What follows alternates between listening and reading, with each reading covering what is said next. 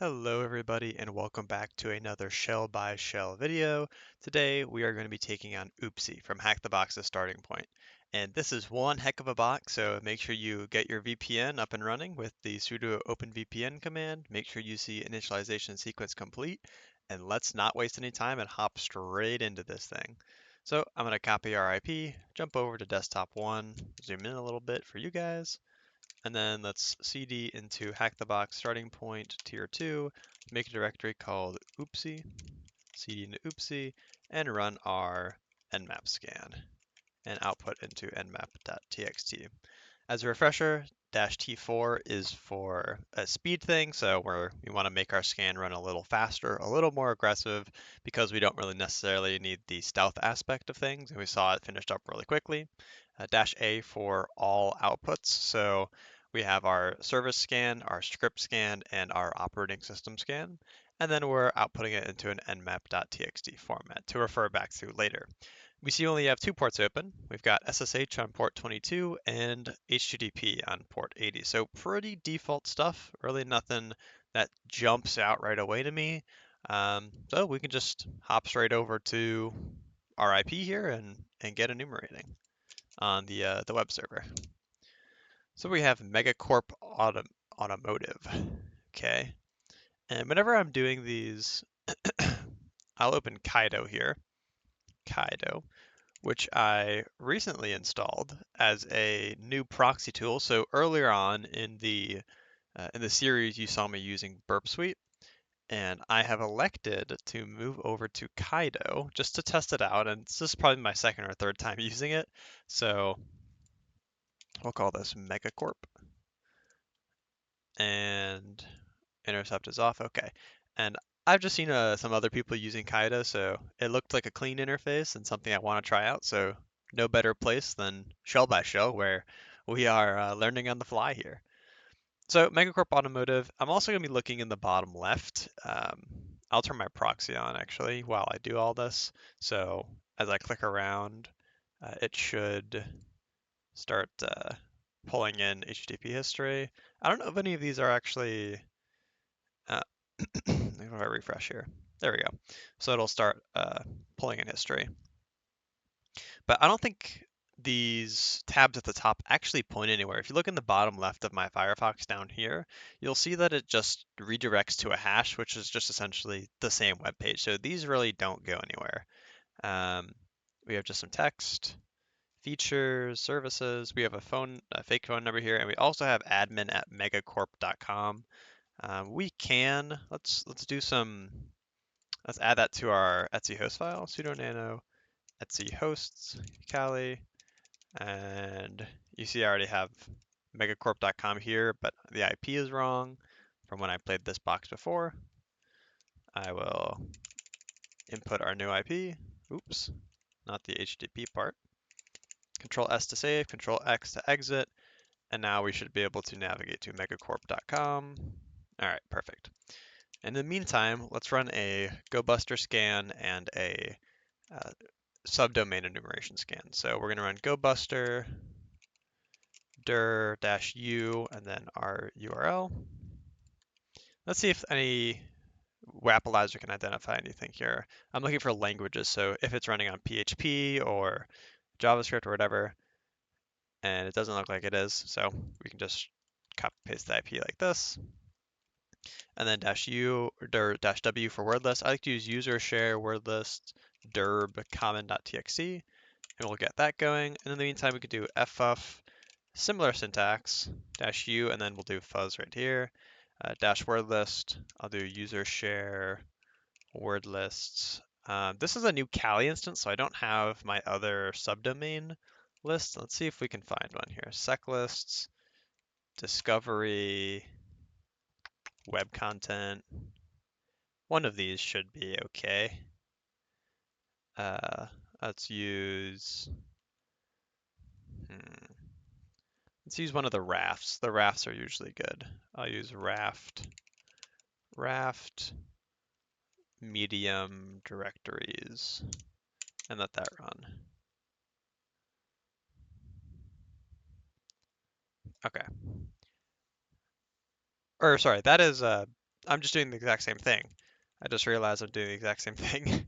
My brain kind of went on autopilot there. So this is essentially doing the exact same thing that GoBuster is doing, where we're trying to directory bus. Let me change that to, I need to add a -h for host, fuzz.megacorp.com. And this should be what we're looking for. There we go. I was very, and then -ac to filter all that stuff out. GoBuster found a few things: CSS fonts, images, index.php. So it is a PHP uh, server. It's running on PHP, which is good to know. And then I guess I'll rerun this with -x PHP. And then we have uploads, themes, JavaScript. So I'll look at uploads here. Uploads. Okay, we don't have permission. Themes, don't have permission. JS, I'm assuming that we just won't have permission across the board. CSS, yeah, so we were just not going to have permission for anything, which makes sense. I'll go back here. I'll press Control U to look at the source code, and it looks like our subdomain enumeration didn't find anything either. Close out of that pane, and let's look at the source code, see if there's any like comments, any paths or anything that jump out. And the comments are going to stand out as green, so we don't really have to look too hard. This is some embedded JavaScript. There may be something in here. Just looking over it quickly, there's nothing. This is interesting here at the bottom. So we have a script that's pulling from cdn/cgi/login/script.js. What if we go here, what if we go to this link? Let's see where we go. And Control U maybe? Or let's just take out the script.js. Okay, so we have a new login page. Fantastic. So they leaked this login page by pulling in the script here that is pointing to the JavaScript file that's hosting the login page. I don't know if they needed to do that because there's nothing on this page that is pointing to logging in. So I think that's a little misstep from the developers here, but it gives us a breadcrumb and a path forward. So let's close out of this, and now we have a login page. This is where I'll pull up Caido to be a little more active. I'll turn intercept on, or I guess it's called queuing. I'll just do admin since we know that it's a valid email. Login. I will forward this on, forward it on, forward. I'll stop listening. HTTP history. Post, I'll Control R, send that to replay. And we've got a username and a password. And that is about it. Okay, what if we log in as guest? Let's see if that does anything. I'll go back to intercept. I'll turn it on and I'll click login as guest. Okay, nothing will forward it. This is interesting. I'll forward that on and then we can look at that later. I'll stop intercepting and we get logged in as guest. Okay, I want to look at that request that we just made. Where was that? Guest equals true. Where is that? Here. So in this get request, we are making a get request to admin.php, so confirming we're on PHP, and Wappleizer probably picks it up by now. Yeah, so now Wappleizer picks up that it's running PHP. We have the cookie here. So instead of this data being thrown in like the body of our request, like we saw username and password with the admins, like over here we saw username and password. This is kind of where these tokens would usually be stored, but instead they're stored in the cookie.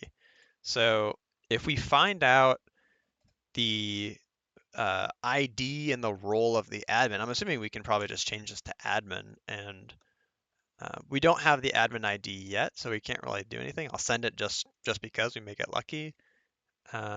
Scroll down, and it looks like it logs us in as guest still. So let's just explore this web page. This is interesting to me. If we can find the admin ID somehow, I think this will be very useful. So we have Metacorp Automotive, cannot read. We have this picture, account. Okay, this is our account. Branding, clients, uploads. This action requires super admin rights, okay? Logged in as guest, that doesn't do anything. Okay. So the one thing I notice, and let me know if you guys see it too, but the one thing that I notice is up here in the URL, if you see we have a number here for ID. And as we click through these panes, we have brand ID, org ID, account ID, and this is what's known as an IDOR vulnerability, or IDOR, insecure direct object reference. And essentially what that means is when we have this user controlled parameter and we can change it, let's see what happens when we change this to 1. So we're going to change it and we're going to see an ID of the account that's correlated, or the object that's correlated with ID of 1. Press enter and we have the admin's access ID and email. Right? And we can go up as well. We can go 3, there's nothing there. 4, we have a user, etc., etc. And so that is an IDOR vulnerability, and we would report that. Let's go back to 1. Let's take this admin ID, and these are stored in the cookies, right? So let's go to uploads here. Action requires admin rights. Let's click inspect, and then storage, cookies. So we have our role and our user in our cookies. If this was in the body of our request here, it would be a little more complicated to sort of smuggle and impersonate the admin, but let's change our ID to the admin ID and change our role to admin. Let's refresh here, and we see that we now have the upload capability. So that's how we were able to take advantage of this IDOR vulnerability, and then we were able to manipulate our cookies locally and therefore change what we see on this page and change the functionality. So I'll close Caido for now, and I'm going to, since this is a PHP page, as we saw with Wappleizer, I'm going to try to upload a PHP reverse shell. So I go to revshells.com. Search PHP here, make sure my IP matches 10.10.14.20. I like to do this first one, PHP Pentest Monkey. It's pretty reliable. So I'll just copy that. I'll nano shell.php, paste that in, Control S to save, X to exit, and I'll just browse and try to upload this this image. On this page, it's hard to see, but on this page, there's nothing indicating what kind of file I can upload. It does say image uploads, but usually sometimes the website will say that, but there won't be any actual filtering on this upload. And if I click upload in this bottom right here, it just says all files. If it was actually limited to just images, it would have something like, please upload a .jpeg, .png, etc. So I think we may be in the clear to just straight up upload the shell. Let's see, shell.php. Let's open that, and then I'll name it shell and upload. And it says the file shell.php has been uploaded. Okay, great. Now, remember that earlier in our GoBuster, we found the uploads directory. I wonder now that if we have, since we have the admin cookie, if we can go to that directory. So let's take our IP here. I forgot a 1 and go to uploads. Okay, where so we still don't have access, but we may have access to the file. Just because we don't have access to the directory doesn't mean we have access to the file. So I'll listen on 4444. Let's navigate to our shell.php file and see if anything happens. And as you can see, whenever the website hangs, this is usually a good sign because we have a shell on the other side, and we are www data. So remember, this all started with the IDOR vulnerability. We saw that we could change the ID, we could get the admin's cookies by it being parallel, just by the cookie being stored as it was instead of an actual normal cookie. I'll turn off my proxy here. So usually you'd see like jdbt.io. This is what a common cookie usually looks like. And you see here's what it's saying. It's You have like an ID here, name, whether he's admin or not, et cetera, et cetera. So this is what a normal cookie looks like. So instead of storing a normal cookie, a normal JWT token like this, the website was actually just storing ID and role, which we could manipulate super easily, as you saw. And combined with that IDOR, it allowed us to gain access of that admin user and therefore gain access to the uploads panel here, which we could then upload an unrestricted file and grab a shell. So with all that yapping out of the way, let's see what we can do with the shell. I'm going to upgrade the shell and make it a little more stable with Python 3-c import pty.spawn,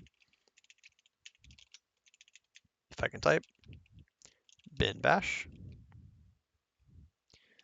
like that. And we see we just get a nice little prompter here. See ID, so we're just the www data user. Okay, I'll go cd into my home directory, which is var www, and I just want to explore the website more from the command line, see if there's any other files hiding. We've got cdn cgi, which is that seemed interesting, so let's just see if there's anything else in there. cdn cgi ls, we have login. I wonder if that's a directory. It should be a directory, yep. ls, and we've got admin.php, index.php, script.js, which is how we originally discovered this page, and also db.php, which is new. So let's cat out db.php since I don't think it's a database file, it's just the configuration for one. And we see, yep, we have a user Robert and Robert's password. And if we cat out etc password and grep sh, you see Robert's actually a user on this box. So I'm going to open a new pane, Control-Shift-R to open a vertical pane like this, and SSH in as Robert at megacorp.com. Say yes, and then we'll copy paste this password here. Ooh, it's all wonky. Paste. And we are in. So this is password reuse as well. This would be another finding. We're reusing this SQL password, this MySQL password in his actual Linux user, as well as his SQL password. So typically you'd want to have different passwords here, but it's password reuse, and that is a no-go. So I'll press Control-Shift-E, and now we have our who am I, ID, and we see we are Robert, and Robert, and then we have this interesting, and we haven't even started talking about privilege escalation, but having this group here makes me jump straight to what are the possibilities? Like, what the heck is this group?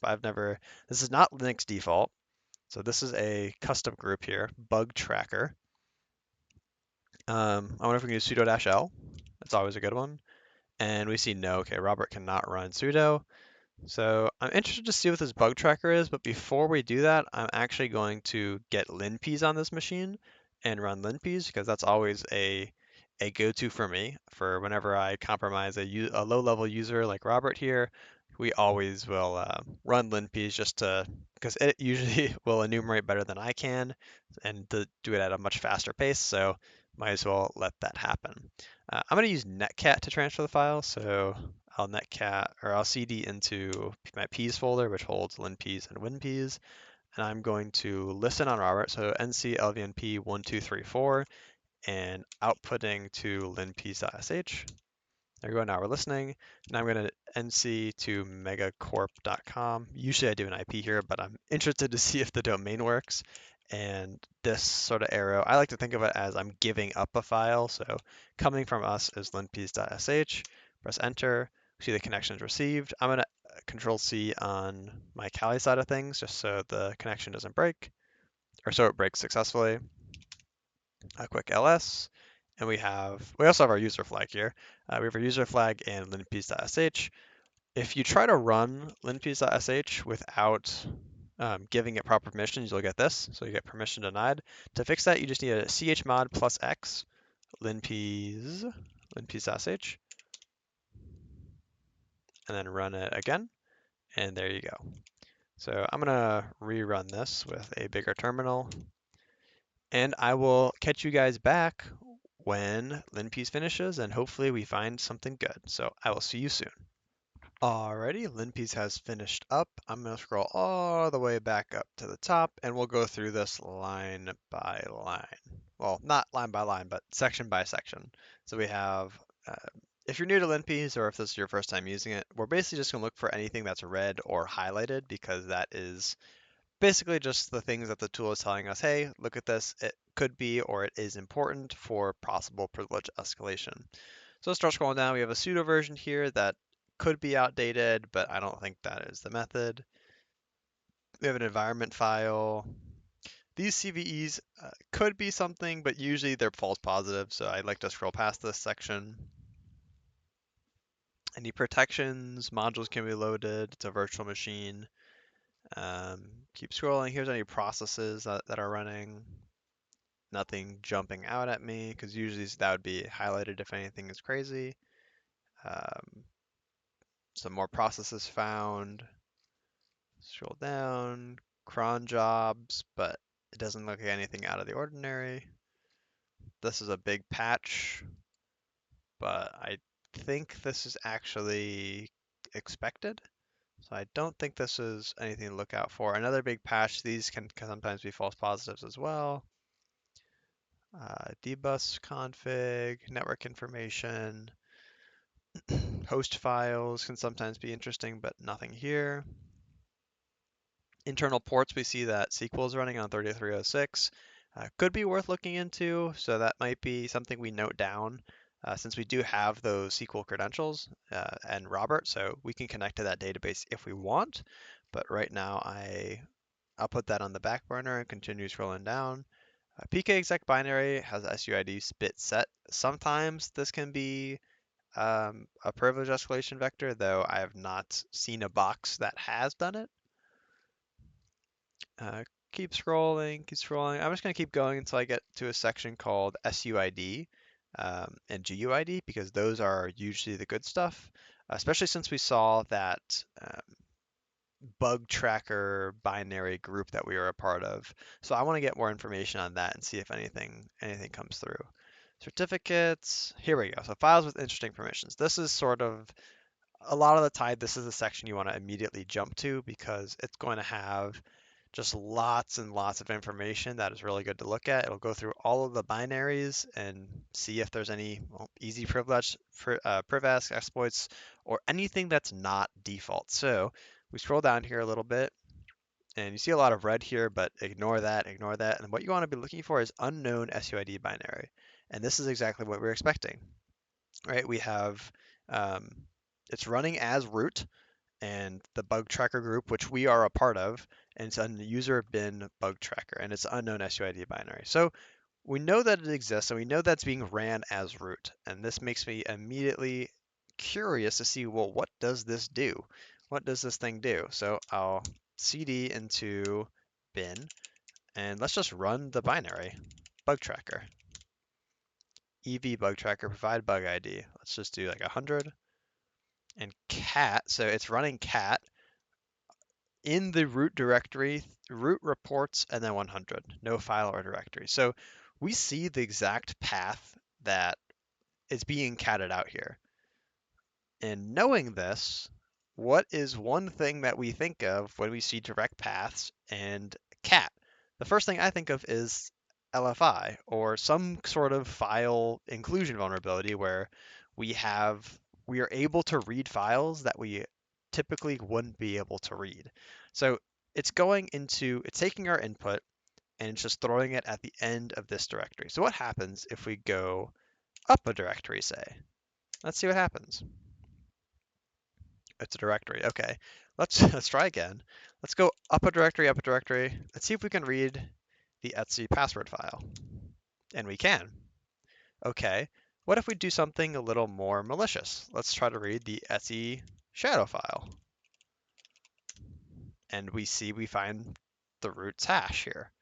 So with using the functionality that we have and knowing that this is running as root, we can essentially read any file on the system, including the root flag. So if I go up two directories and go root.txt, we have, or we should have, our flag. It's only up one directory. And it's probably good that I don't show that on video anyways, but going up one directory and going to root.txt is how you will get your root flag. Um, and we also have a hash here that we can crack. So essentially we have uh, pretty much compromised the system, right? We can read any file, and if we are able to crack this hash, we can then, well, log in as root. I'm curious now, since the box is pretty much over, we can dive in a little deeper here and see if I can find let's see if root has a IDRSA key, a private key. And does not look like he does, which is a little unfortunate, but that's okay. SSH key would be the easy way to go about it, but we can also work on cracking the hash here. Um, I'll try to do that really quickly, actually. We'll try to crack the hash, and if we do, then hooray. If not, then we'll learn how to use unshadow. So I'm going to do nano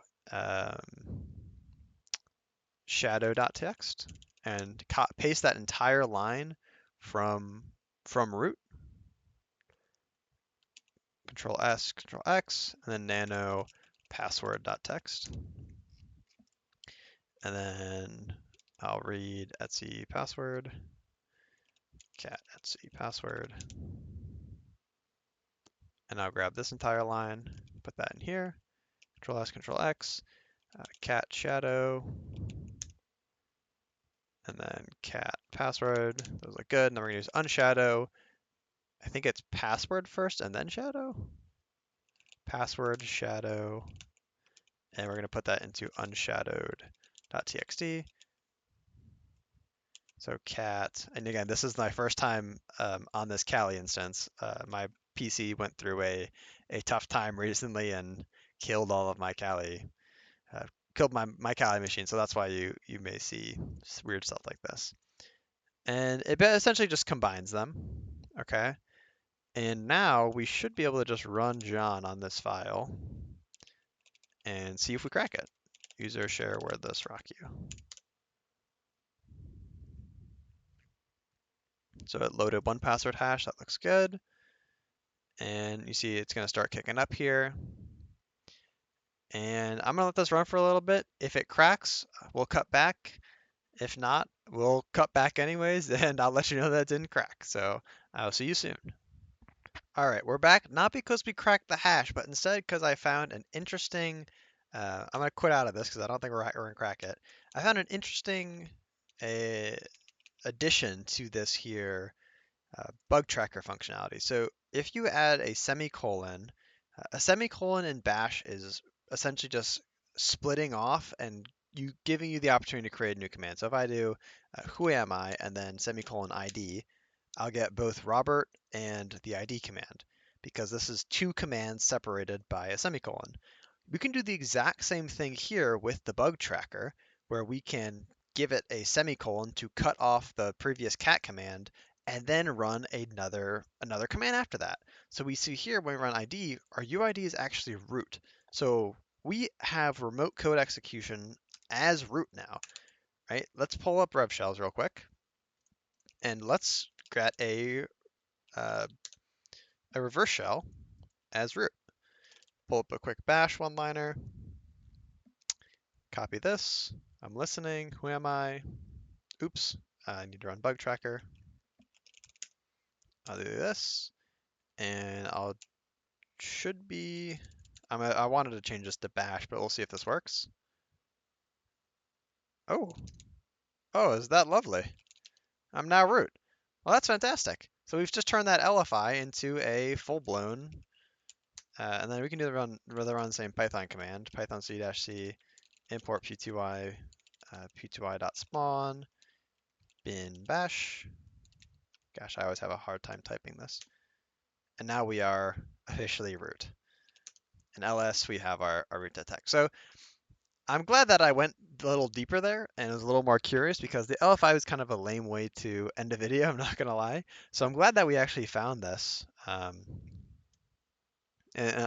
it goes to show that if any process is running at root, you really want to to dig into that process and see what can come out of it.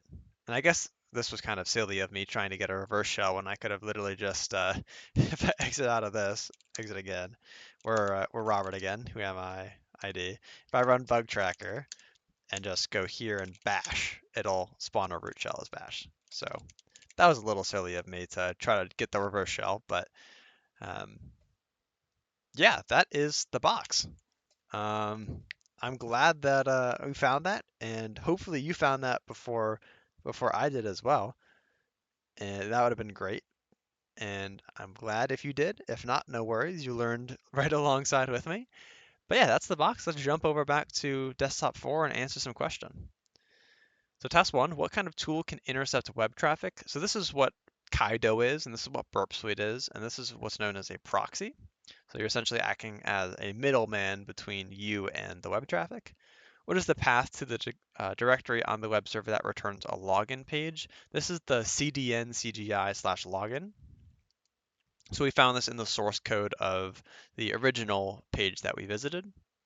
Task 3, what can be modified in Firefox to get access to the upload page? And we modified the cookies to add our admin ID and the admin role. So that's what we modified in our, when we press control, when we right click and pressed inspect, we were able to manipulate and modify our cookies.